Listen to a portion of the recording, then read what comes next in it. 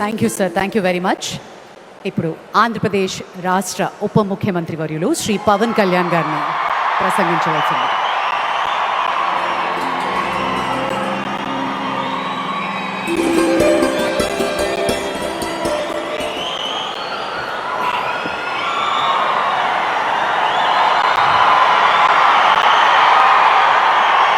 మహోన్నత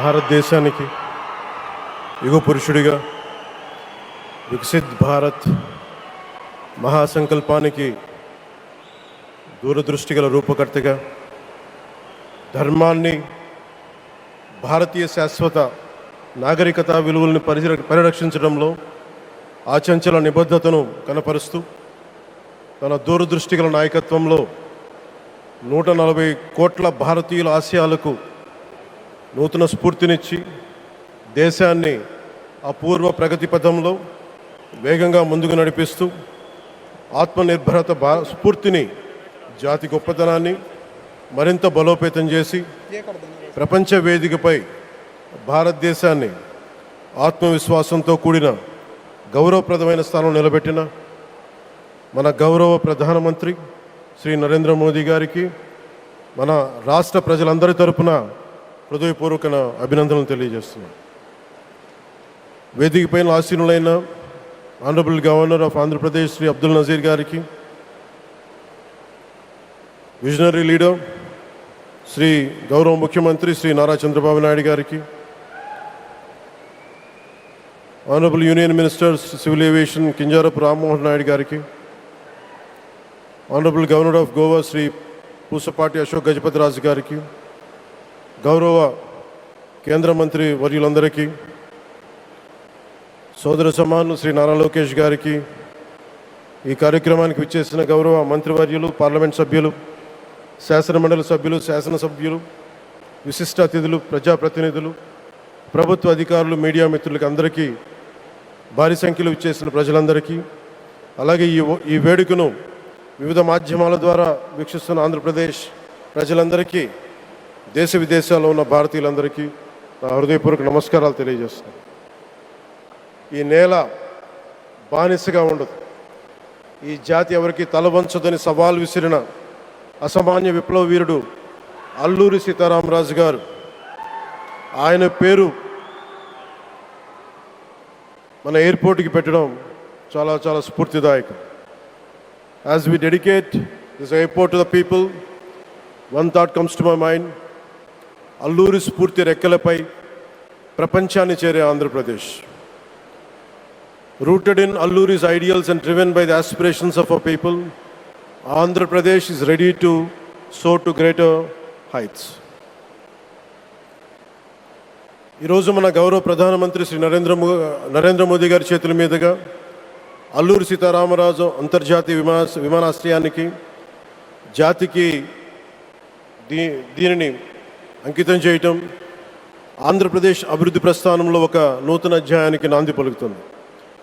మోదీ గారి నాయకత్వంలో ఈరోజు 17,435 కోట్ల విలువైన అభివృద్ధి కార్యక్రమాలు ప్రజలకి అంకితం కావడం, అలాగే national highway projects, energy infrastructure ప్రాజెక్టులో ప్రారంభోత్సవాలు, శంకుస్థాపనలు జరగడం మన రాష్ట్ర అభివృద్ధిలో చాలా కీలకమైన ఘట్టం.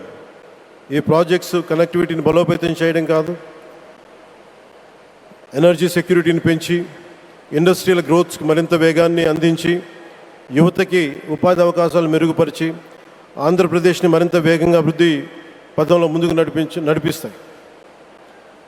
ఒక దేశం కేవలం ప్రకటనలతో అభివృద్ధి చెందదు, ప్రజల కళల సాకారమయ్యే మౌలిక సదుపాయాలతో అభివృద్ధి చెందుతుంది. So honourable Modiji, your vision of Viksit Bharat and Atmanirbhar Bharat is transforming the nation across every sector, from highways to railways, from ports to airports, from digital infrastructure to defense, manufacturing and renewable energy. చరిత్ర కేవలం మన నిర్మించిన కట్టడాలను మాత్రమే గుర్తుంచుకోదు, వాటి ద్వారా నిర్మితమైన భవిష్యత్తుని గుర్తుంచుకుంటుంది. ఈ విషయం మీ నాయకత్వంలో ఆంధ్రప్రదేశ్కి లభిస్తున్న అభివృద్ధిలో చాలా చాలా స్పష్టంగా కనిపిస్తాం. ఇదివరకే విశాఖపట్నంలో 2 లక్షల కోట్ల పైగా పెట్టుబడులు, అందులో ఎన్టీపీసీ గ్రీన్ హైడ్రోజన్ హబ్, జాతీయ రహదారులు, రైల్వే ప్రాజెక్టులు, అలాగే అమరావతి కోసం 50,000 కోట్ల పెట్టుబడులు, రాయలసీమ అభివృద్ధికి 13,400 కోట్ల ప్రాజెక్టులు మన రాష్ట్ర అభివృద్ధికి బలమైన పునాది వేస్తున్నాయి. South Coast railway zone at Visakhapatnam ఏర్పాటు ద్వారా ఆంధ్రప్రదేశ్ ప్రజల చిరకాల ఆకాంక్షను సాకారం చేస్తుంది. ఈ కార్యక్రమాలు మరిన్ని పెట్టుబడులు ఆకర్షించడంతో పాటు ప్రత్యక్షంగా పరోక్షంగా 20 లక్షల పైగా ఉపాధి అవకాశాలను సృష్టించి స్టేట్ ఇన్ఫ్రాస్ట్రక్చర్ని మరింత బలోపేతం చేస్తూ ఆర్థికాభివృద్ధికి మరింత బలాన్ని అందిస్తున్నాయి. అలాగే గౌరవ చంద్రబాబు నాయుడు గారి నాయకత్వంలో, ఆయన మార్గదర్శకత్వంలో, వారి నాయకత్వంలో ఆంధ్రప్రదేశ్ దేశంలోని అగ్రగామి రాష్ట్రంగా అవతరిస్తూ ఉంది. ప్రత్యేకించి ఈ విమానాశ్రయానికి అల్లూరి సీతారామరాజు గారి పేరు పెట్టడం ఆ మహావీరుడికి నివాళి మాత్రమే కాదు, ఆయన ఆశయాలను, ఆయన స్ఫూర్తిని భావితరాలకు అందించే చాలా చాలా గొప్ప నిర్ణయం. జి మల్లికార్జునరావు గారు, జిఎంఆర్, అందరూ ప్రేమగా పిలుచుకున్న జిఎంఆర్ గారు, వారు దీన్ని కట్టడం, శ్రీకాకుళం జిల్లా నుంచి వచ్చి, రాజాం నుంచి వచ్చి శ్రీకాకుళం వెనుకబాటుతనానికి ఆయన కృషిని ట్రస్టుల ద్వారా అందిస్తూ ఆయన నేతృత్వంలో, ఆయన నాయకత్వంలో ఎయిర్పోర్ట్ నిర్మించడం మనందరికీ చాలా చాలా గర్వకారణం. ఈ సందర్భంగా మనందరం ఒక నిర్ణయం తీసుకోవాలి. పండ్లున్న చెట్టుకే రాళ్ళు వేస్తారంటారు. కష్టపడే కుటుంబ సభ్యుడు, తండ్రి కావచ్చు, పెద్ద కొడుకు కావచ్చు, అందరూ అతని మీద పడతారు. నువ్వు ఎక్కువ కష్టపడు, ఎక్కువ తిట్లు తింటావు. అలాంటిది మనం ఎలాంటి పరిస్థితుల నుంచి వచ్చాం? భారతదేశం ఒక పరిస్థితిలో బంగారాన్ని కూడా తాకట్టు పెట్టుకునే పరిస్థితి వచ్చింది. అలాంటి పరిస్థితుల నుంచి దశాబ్దం పైనుంచి మూడోసారి ప్రధానమంత్రిగా ఆయన ఈ రోజున మన దేశాన్ని నడిపిస్తూ ఉన్నారు. అలాంటి ప్రధానమంత్రిని చాలామంది ఆయన మీద మాట్లాడుతూ ఉంటే, ఆయన్ని అనకూడని మాట్లాడుతూ ఉంటే నా గుండె కదిలించేసింది, నా కన్నీళ్ళు వచ్చినాయి, బాధ వచ్చింది. దేశం కోసం కష్టపడే వారికి ఇవా చివరికి మనం ఇచ్చేదే. కొత్త తరానికి ఏం తెలుసు? ఆయన పడ్డ కష్టం. ఒక్కరోజు కూడా సెలవు తీసుకోలేదు మన ప్రధానమంత్రి గారు. ఈరోజు పెట్టుబడులు వస్తున్నాయి మనకి, ఒక్కరోజు కూడా సెలవు తీసుకోలేదు. శత్రు దేశాలు, మన అభివృద్ధికి ఈర్ష్యపడే పశ్చిమ దేశాలు, వీటన్నిటినీ తట్టుకొని ఒకవైపు విదేశాల్లో ఉండే శత్రువులతో పోరాడాలి, దేశాన్ని అభివృద్ధి పదంలో తీసుకెళ్దామంటే అంతర్గత శత్రువులతో పోరాడాలి.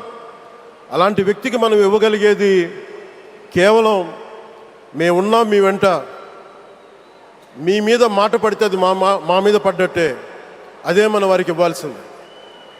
నిజంగా ఆయన జంతర్ మంత్రులు అన్ని మాట్లాడుతూ ఉంటే నేను ఈ రోజున ప్రధానమంత్రి గారికి ఒకటే ఇస్తున్నాను, మిమ్మల్ని కొట్టే నాయకుడు లేడు ఈ భారతదేశంలో,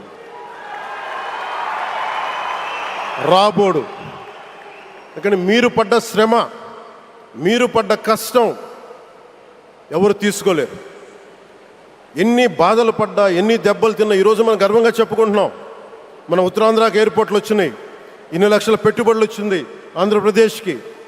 కానీ ఇవన్నీ తట్టుకొని చెయ్యాలి అంటే 144 కోట్ల తాలూకు ప్రజల ఆకాంక్షల్ని ఎంతోమంది వెనక్కి లాగుతున్నా, ఒకళ్ళు ముందుకు తీసుకెళ్లాలంటే ఎంతమంది తిడుతున్నా, విమర్శిస్తున్నా తీసుకెళ్తున్నారంటే ఒకే ఒక్క నాయకుడు ప్రధానమంత్రి శ్రీ నరేంద్ర మోదీ గారు. నేను ఎందుకు తపన పడ్డాను, నేను అలయన్స్ కోసం ఎందుకు తపన పడ్డాను, మీ నాయకత్వం మాకు కావాలి ఎందుకు తపన పడ్డానంటే, ఈరోజు ఎయిర్పోర్ట్ ఆపేశారు. ఒక చిన్నపాటి ఎర్ర బస్సు కూడా రాని చోట ఎయిర్పోర్ట్ అవసరం లేదన్న వ్యక్తులకి సమాధానం ఇదే. ఇన్ని వేల మందికి ఇన్ని వేల కోట్ల పెట్టుబడి వచ్చింది అంటే ఆశీస్సులు కావాలంటే, దేశం కోసం నిలబడే నాయకుడికి మన అండగా ఉంటే ఏం జరుగుద్ది అంటానికే ఈ భోగాపురం ఎయిర్పోర్ట్ ఈరోజు ప్రారంభోత్సవం నిలువెత్తు నిదర్శనం. ముఖ్యంగా 25 సంవత్సరాలు లోబడి ఉన్న పిల్లలున్న ప్రతి ఒక్కరికి కూడా నేను ఈ సందర్భంగా తెలియజేస్తున్నాను. పిల్లల్ని సరైన దారిలో పెట్టడం, సరైన సంస్కారాలు నేర్పించడం చాలా చాలా అవసరం. ఈరోజు పొద్దున్నే ప్రధానమంత్రి గారి స్టేట్మెంట్ చూశాను. ఆయన తిట్టిన ఎన్ని దూషించారో వారిని కూడా పెద్ద మనసుతోటి క్షమించారు ఆయన. అలాంటి ప్రధానమంత్రి గారికి మీ పాదాలకు నేను నమస్కారం తెలియజేస్తున్నాను. నిజంగా మీ ఉన్నతి, మీ ఔన్నత్యం ఈరోజు చాలా చాలా స్ఫూర్తిదాయకం.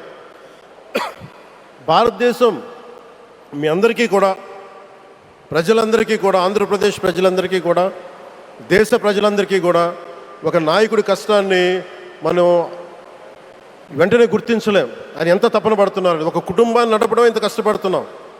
140 కోట్ల మంది ప్రజలు నడపడం ఎంత ఆషామాషి వ్యవహారం కాదు. ముందుకు తీసుకెళ్లే నాయకుడికి తెలుస్తుంది. అలాంటి వ్యక్తికి మనం ఏమి ఇవ్వగలం. దేశాన్ని నడిపించడం అంటే రామకార్యం లాంటిది.